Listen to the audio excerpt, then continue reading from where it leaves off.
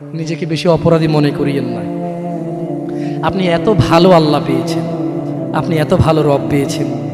বনি ইসরায়েলের একজন লোক ৯৯ জন লোককে হত্যা করলো।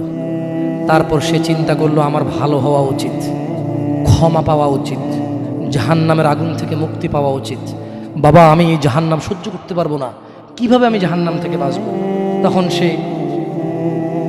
একজন জ্ঞানী লোকের খোঁজ নিল এবং জিজ্ঞেস করলো যে আমার কি ক্ষমা হবে? ওই লোকে বলল যে না না, তোমার তো ক্ষমা হবে না। একবারে তারেও মেরে কতজন পূর্ণ করলো? কিন্তু তার হৃদয়ে যন্ত্রণা কমেনি।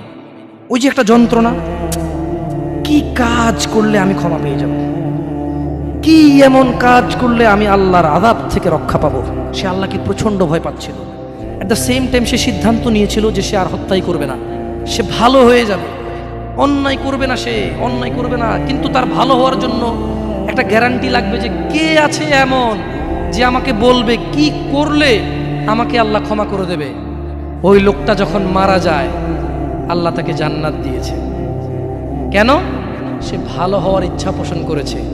আপনিও ভালো হওয়ার ইচ্ছা পোষণ করেন, করবেন তো ইনশাআল্লাহ। আর ভালো কখন হতে হবে? কালকে? কালকে কখন থেকে ভালো হতে হবে? না, বিয়ের পরে। ভালো কখন থেকে হতে হবে? না, চাকরির পরে। ভালো কখন থেকে হতে হবে? একটু দাঁড়িয়ে পাকার পরে। নাকি এখন থেকে? একটু নিজেকে প্রশ্ন করিয়েন, যখন বলবেন কালকে থেকে ভালো হয়ে যাব, মহা অন্যায় কথা। মানে আপনি নিশ্চিত গ্যারান্টি দিয়েছেন আপনি কালকে পর্যন্ত বাঁচবেন। এটা কত জঘন্যতম কথা না? আল্লাহ আমাদেরকে বোঝার তৌফিক দান করুন দিনী ভাইরা।